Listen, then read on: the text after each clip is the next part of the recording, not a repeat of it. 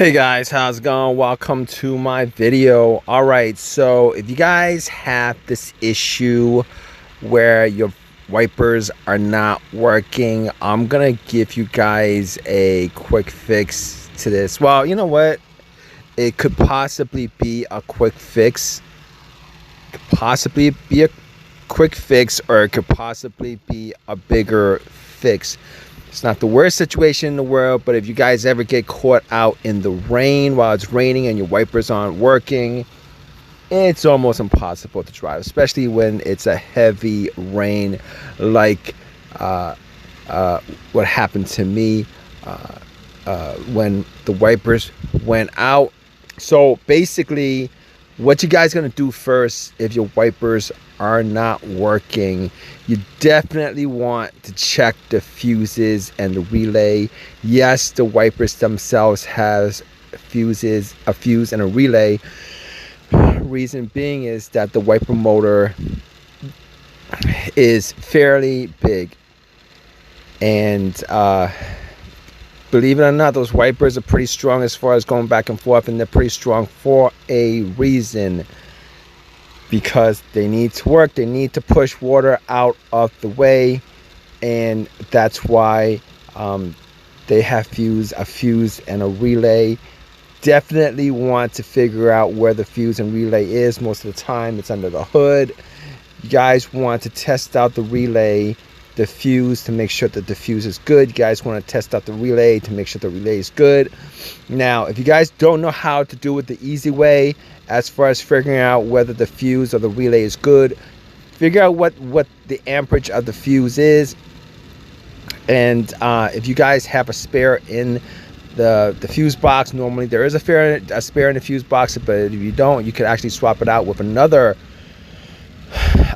fuse that's not going to the ECM or any important component with the same amperage. You guys could swap it out and just turn your wipers on. If your wipers are working, then you know that it's the fuse that's the problem, and the fuses are pretty inexpensive. As far as the relay is concerned, you guys can actually do the same thing with the relay, just to test it out whether it's good or not for a sec. And if your wipers work, then definitely you guys need to go and buy a relay and replace it.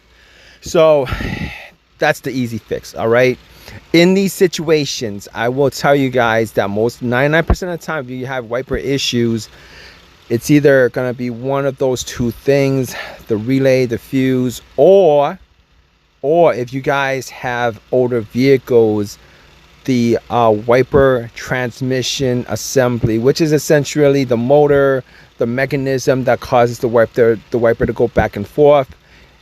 They do fail. All right, a lot of these wipers have bushings, these components connected to bushings. They're constantly going back and forth, and over time, either the plastic part or the rubber bushings, they go bad. Once they go bad, they pop out. When they go bad, pop out,